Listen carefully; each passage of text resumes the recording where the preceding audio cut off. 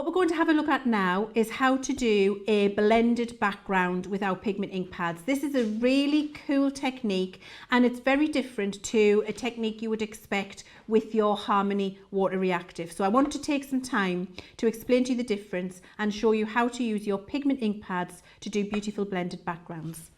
So just to give you a little example of what they're going to look like, I want to show you first and then I'm going to show you how, because I think that's really important, and then you know what you're going to be able to see.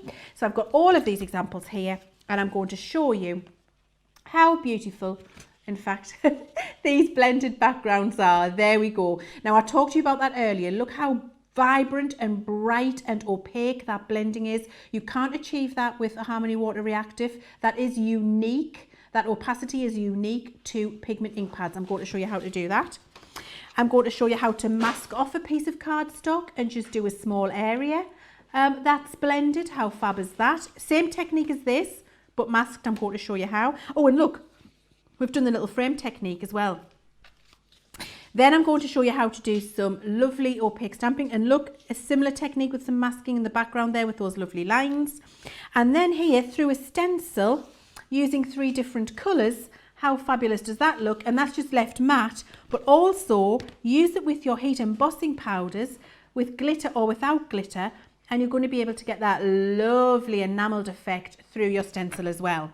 So I've got a couple of pieces of cardstock here, and actually I'm just going to chop one in half because you don't want to watch me doing it all night. You just want to know what the technique is. So we're going to have a look at a couple of different things. So first things first, I've got my repositionable tape here, and I'm going to use, oh look at that, it's upside down and back to front. That's interesting. Oh no, it's not, because I'm pulling it the wrong way. Honestly, I know what I need in my life. I need tea. That's what I need. So I'm going to mask it off. So I'm using my, that's not long. Oh, look at that. My crafty fairy has gone jogging out of the room. You should have seen her. She was like grease lightning. That song, that's exactly what she was like. She was like grease lightning. She's gone to get me a cup of tea, which I'm immensely grateful for. And I'm sure you all love a cup of tea too. So I'm masking this little area off. You can see with my repositionable tape. So I'm going to colour this area, which is all that happened to create this. Turn that around so you can see. So just mask it with your tape and you're going to get a lovely, clean, straight edge. Okay, so this is the technique we're going first for first. I'm going to use my 3 purples just to show you a different combination. And then we'll mix up some different colours later on because they're the colours I've got out now.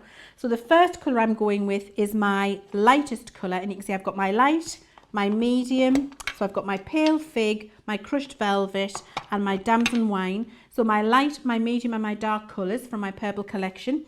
Start with the lightest. And just blend that onto the card. Now look how opaque and beautiful that is. It's absolutely gorgeous and it just completely and utterly changes the colour of the card, but it's blendable. Your Harmony water reactive will not do that because they're a transparent ink and they need to have a long open time for technique. Your quick dry ink will not do that because it can't move because it's quick dry. So as soon as you put it on, it dries. So your pigment ink pad, because it's wet and it needs to be wet for heat emboss techniques, allows you to do this lovely soft blended technique with it. So that's the lightest colour. I've just got a piece of scrap paper down here so I can keep using the same blending tool where I'm going to clean off the excess of ink. I actually have a couple of these and do another background at home, so I wouldn't be as wasteful as I am there. You won't at home. You'll follow the lead and have another couple of pieces so you can use all of the ink up, but I'm just doing this for speed. Then I'm getting my middle colour and I'm blending my middle colour in there. Look how beautiful and opaque that is. And then I'm going to clean off the ink again. Don't worry about the line. We're coming back to deal with that in a second. So clean off my excess ink again. And then I'm going with my darkest colour. And I'm blending that up here. And look how, oh, look, my cup of tea. It's on its way. Crafty Fairy's done a good job. Here it's coming. There it is. Oh, you'll be able to see that in a minute, guys. It's gorgeous. It's exactly the right colour. So there we go with the darkest one. Right, now what I'm going to do here is clean my egg again. And if you've got those little finger daubers, you can use a different colour, a different dauber for each colour. And with a clean one, then I'm just going to polish in between. And what that does is smooth out the line. You see that's completely gone now. And I've just got that beautiful soft blend. Now that will become really apparent when we peel away our tape. Oh, look. And then peel it away here. Oh, look at that. How gorgeous does that look? Let me clean up my mat. And that is on just a plain piece of card. And what we've done there is completely change the colour of that card. That card is now dyed purple, but you've got beautiful straight lines. So you can create lovely little accent pieces like this and then do some heat embossing of a sentiment over it and everything matches in. So that's how we get that beautiful masked line there. Now the next thing I wanted to show you, I had another one. Where's the other one I was showing you? Oh, here it is. Here it is. Here it is how to do the full background with 3 different colours. So I'm going to keep my pale fig. I'm going to get my, I'm going to put these 2 back.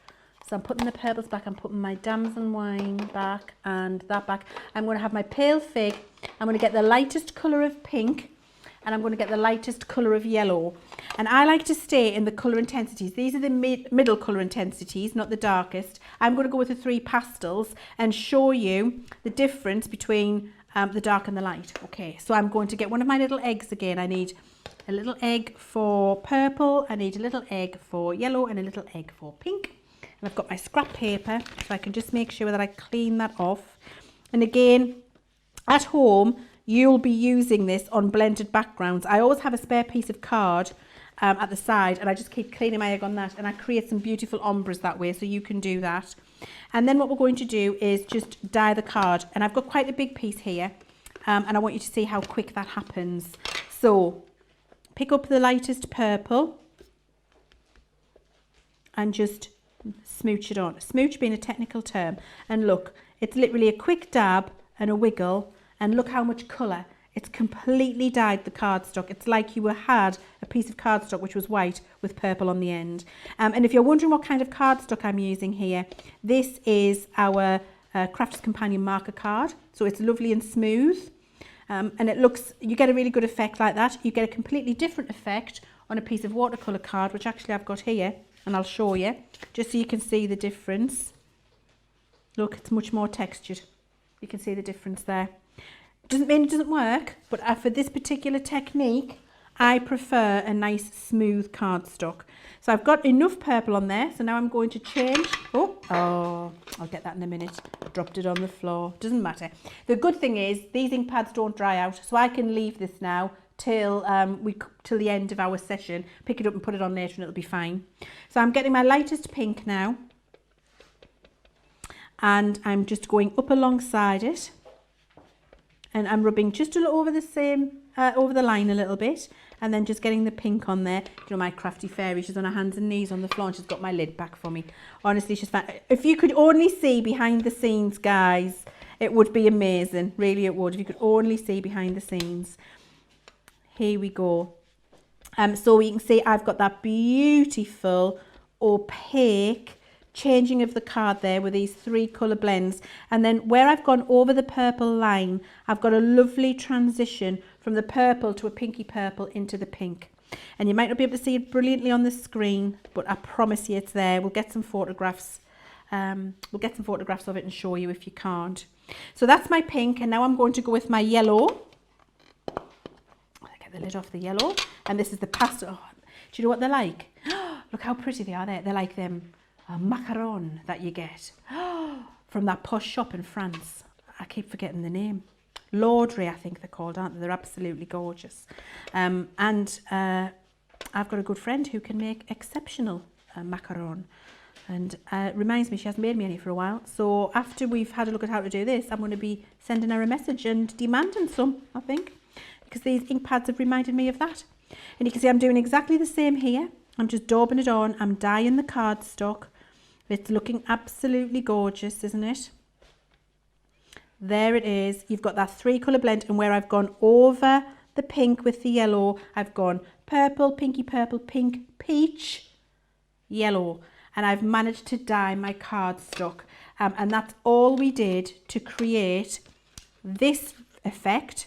But you can see the difference because of the 3 intensities you've got in all of the different colour families, the dark, the light, the pastel and the medium. You're able to get the same technique with 3 entirely different looks. So that's with the medium bright colour. This is with the pastel, using exactly the same colours. Doesn't it look gorgeous? And now this looks like you've bought a piece of that rainbow cardstock. You wouldn't know it started off white.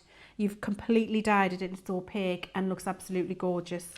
Okay, so the next thing you can do, keeping that technique in mind. Now I've just got another little, I'm going to clean this up here.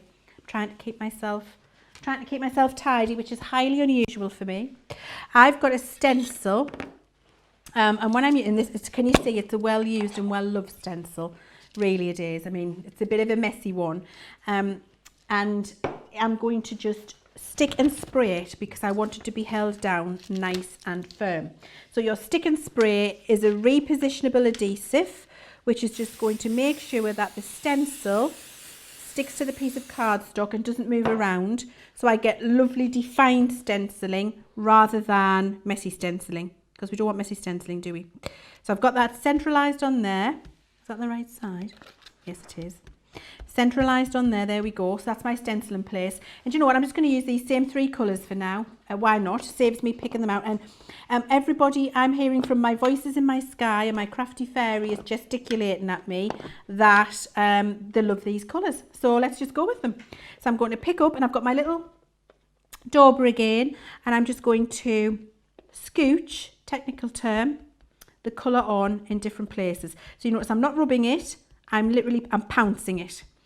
And the reason I'm pouncing it is I want it to be nice and opaque, but if I rub, I might get underneath the stencil, and so I won't get the definition. So I'm just putting this on in places. That's with the purple. Now we'll go with the pink, and then I'll go alongside with the pink. And you'll see that we get that beautiful dyed result that we've just seen doing those 2 little pieces, but through the stencil. Looks absolutely gorgeous. Okay, so we've got that, and then we've got our yellow here. So exactly the same 3 colours you see me use before, and just dabbing it on through this stencil. And because this pigment ink is sticky and wet, we're going to be able to do something else to it when this is done. That's a little bit exciting. Wait till you see what else we can do.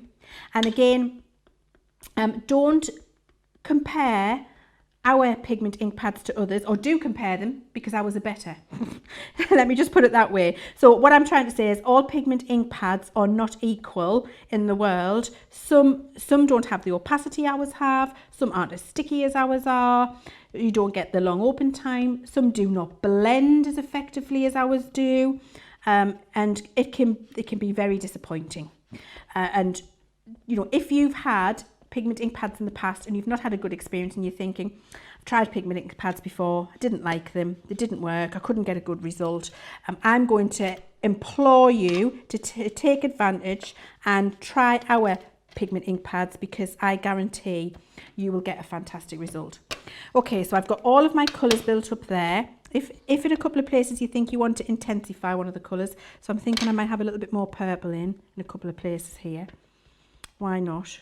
Okay, I can do that. I'm ready now.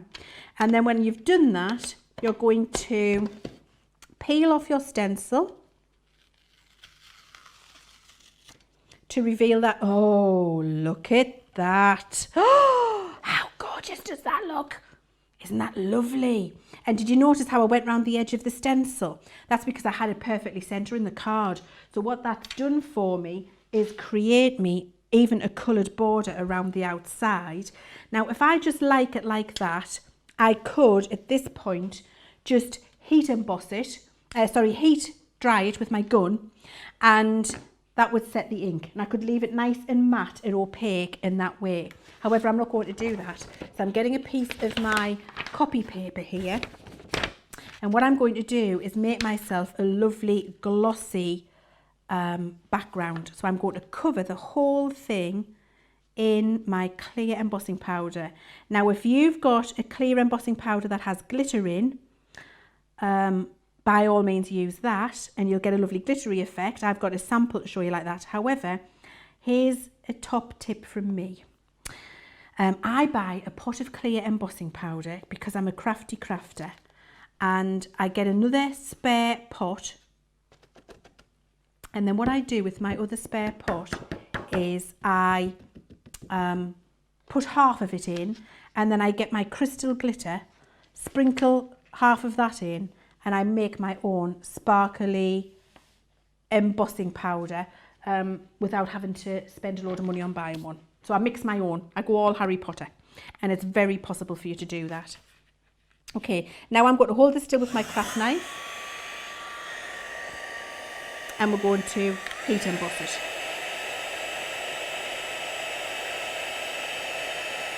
Now, you may have heard me tell you before, when you're using your heat gun and you're doing your heat emboss techniques, keep it still and just keep moving as it starts. So keep it still when the powder starts to melt, and you can see that because the colour changes, and you can see that in front of your eyes there. Then move it on to the next section. Once that's changed, move it, and once that's changed, move it. So we're not doing this, we're not drying our hair, we're just following along, melting the powder as we go.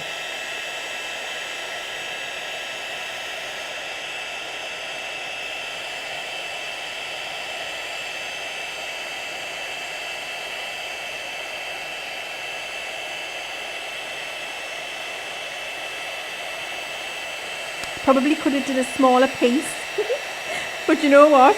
It's nice to see. It's nice to see a big background happening in front of your eyes. And actually, what you're able to see now is how quick this is, because I'm doing the whole thing in this little session here, and you're seeing how quick it is. You're going to be able to achieve this at home yourself. So there we go. That's all beautifully heat embossed now. I'm just going to pick that up and waggle it at you. Oh, this one, here we go. And look how gorgeous that enamel, can you see the enamel? Oh, look, oh, see it there, look shiny. Look how beautiful that looks. So you've created one of those really expensive scrapbook papers that have all of that spot UV on, but you've done it yourself. This example here, I've used glitter powder. Look at the difference, you can see that lovely flash. And then this example is where we didn't put the heat embossing powder on, we just dried it and left it lovely flat and opaque. So 3 different looks using the same technique, the same stencil.